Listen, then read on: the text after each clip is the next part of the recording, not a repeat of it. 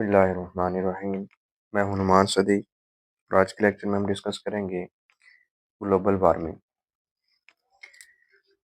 Global mean globe यानी earth, and warming mean heat, warm up होना किसी भी चीज़ का। सबसे पहले इसको जो है वो इसका दूसरा नाम होता है ग्रीन हाउस इफेक्ट। तो ये एक दूसरे के जो है वो मिलते जुलते जो है वो अवामिल हैं, प्रोसेस हैं। सबसे पहले हम ग्रीन हाउस इफेक्ट को करेंगे। ग्रीन हाउस इफेक्ट क्या होता है? Warming of earth due to carbon dioxide, methane, water vapours and other gases. तो इस प्रोसेस को क्या कहेंगे? Green house effect. यानी जो हमारा एनवायरनमेंट है या जो अर्थ है उसका चंद गैसेस होती हैं जिनमें कार्बन डाइऑक्साइड गैस है, मीथेन गैस है, वाटर वेपर्स हैं और कुछ दूसरी गैसेस होती हैं। इनकी वजह से ज़मीन का टेम्परेचर बढ़ जाना, वार्म हो जाना, उसको क्या कहेंगे? Green house effect. तो ग्रीन हाउस गैसेस क्या होती हैं? ये वो वाली गैसेस हैं जो कि जिनकी वजह से जो टेम्परेचर है अर्थ का वो बढ़ रहा होता है। इनका रोल क्या होता है? इनका रोल ये होता है कि जो सूरज से आने वाली अल्ट्रावायलेट रेडिएशन होती हैं, वो जब ज़मीन पर वो ज़मीन की तरफ आती है तो इन गैसेस, ये जो ग्रीन हाउस गैसेस हैं इनमें से गुजर कर नीचे तो आ जाती हैं, लेकिन जब अर्थ उन रेडिएशन को रिफ्लेक्ट बैक करती है वापस स्पेस की तरफ जो है वो रिफ्लेक्ट करती है, तो ये वाली गैसेज होती हैं वो एक शील्ड का काम कर जाती हैं और उन रेडिएशन को जो है वो स्टॉप कर देती हैं, रोक देती हैं। तो इसी वजह से क्या होता है कि जो अर्थ का टेम्परेचर है वो बढ़ जाता है। अब इनमें गैसेस को ये कौन-कौन सी गैसेस हो सकती हैं? तो ग्रीन हाउस गैसेस हमारे पास है CO2, carbon dioxide, CH4, methane, water vapours और इसके साथ चंद दूसरी गैसेस भी शामिल होती हैं। अब इसका प्रोसेस क्या है कि जो अर्थ है वो क्यों वार्म होती है, ये कैसे वार्म अप होती है? Sun emits radiation heat that reach on earth. अब सूरज से क्या होती हैं? रेडिएशन आ रही होती हैं और ये जो रेडिएशन होती हैं यूवी विजिबल होती हैं यानी अल्ट्रावायलेट होती हैं और इन रेडिएशन की जो वेवलेंथ होती है वो शॉर्ट होती है, short wavelength.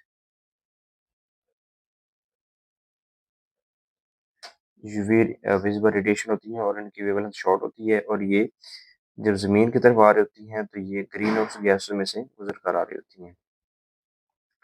At night earth emit radiation.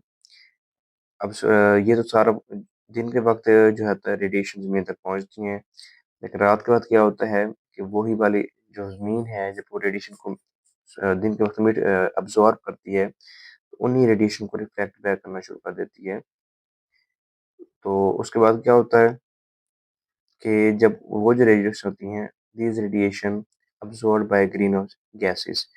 अब ज़मीन उनको जब वापस सूरज स्पेस की तरफ रिफ्लेक्ट करती है, तो दरमियान में जो ग्रीन हाउस गैसेस है वो उन रेडिएशन को अब्सॉर्ब कर लेती है। Radiation does not reach space.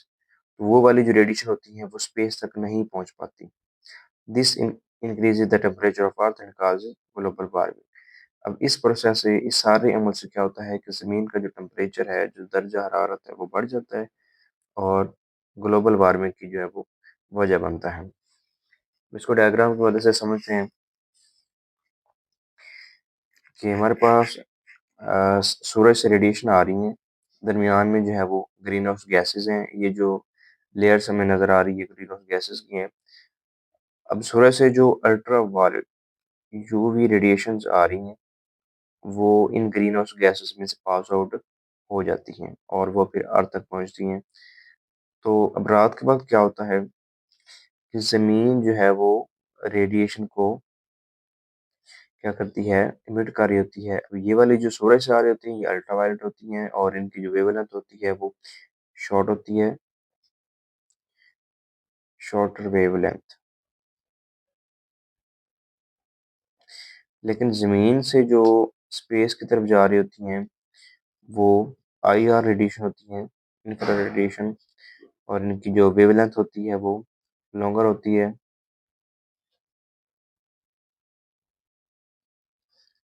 Wavelength longer होती है।